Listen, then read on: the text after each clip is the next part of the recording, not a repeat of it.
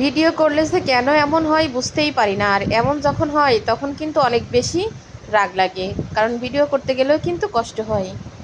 তো সব কিছু শেষে বলি একটা কথা, অনেক সুন্দর মালটা গাছ। আমার বাসায় একটা মালটা গাছ আছে, দেখতে মাশাল্লাহ অনেক সুন্দর, ফলও হয় প্রতি বছরে, অনেক বেশি ফল হয়।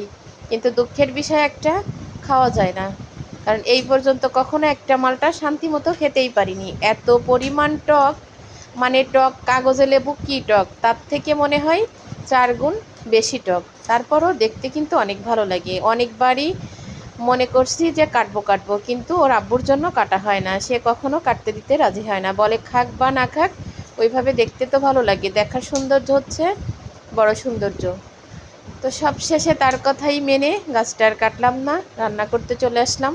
লোটা মাছ রান্না করলাম। আসলে লোটা মাছটা একসময় কিন্তু একদমই পছন্দ ছিল না, দেখলেই মনে হতো যে খাওয়া যাবে না বা খেতে পারবো না, আর এখন সে লোটে মাছটা এত বেশি প্রিয় হয়েছে।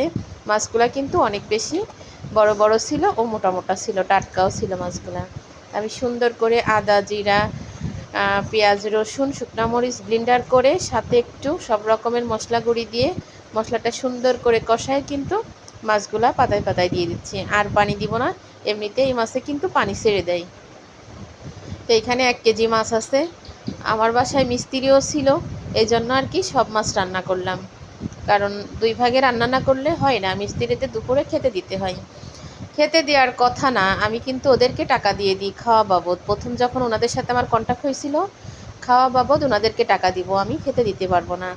কিন্তু আমার যেন বিবেকে বাঁধলো যে আমরা দুপুরবেলা ছেলে মেয়ে নিয়ে খাই, তারা বাসায় খেতে যায় না, ওই যে 11টা 12টার সময় যে নাস্তা দিই, ওই নাস্তা খেয়েই 5টা পর্যন্ত কাজ করে। প্রথম দিন অবশ্য আমি খেতে দেইনি, প্রথম দিন ওইগুলা দেখেই আমার খারাপ লাগিছে, ওনরা বাসায়ও খেতে চায় না, আবার খাবার নিয়েও আসে না।